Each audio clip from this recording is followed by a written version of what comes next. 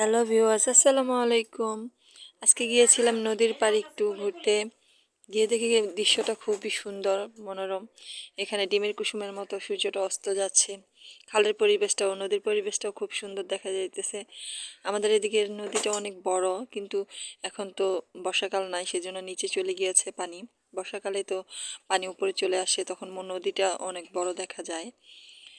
পাড়ে কত সুন্দর গাছগুলো খুব সুন্দর দেখা যাইতেছে। এখানে খালের পাড়ে অনেক রকমের গাছ আছে, কলা গাছ, কাঁঠাল গাছ, আম গাছ, পেঁপে গাছ, সব রকমের গাছ আছে।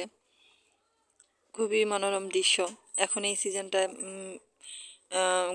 গাছে গাছে যে ফলের মুকুলগুলি আসে, খুবই সুন্দর লাগে দেখতে।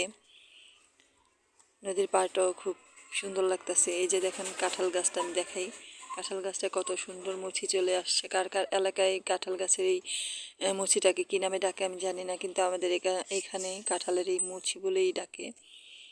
কাঁঠালের মুচি চলে আসছে। এটা হচ্ছে নদীর পাড়ে গাছ, খুবই সুন্দর লাগতেছে। কাঁঠালের এই সময়টা আম গাছ, কাঁঠাল গাছ, আম গাছে মুকুল আসে, কাঁঠাল গাছেও মুচি আসে।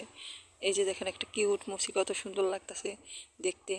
কাঁঠালের মুচিটা খুবই সুন্দর লাগতেছে।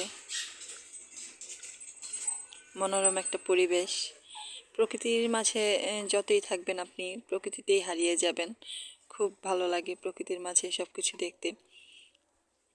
এই যে গাছে গাছে কত সুন্দর আমের মুকুলও চলে আসছে।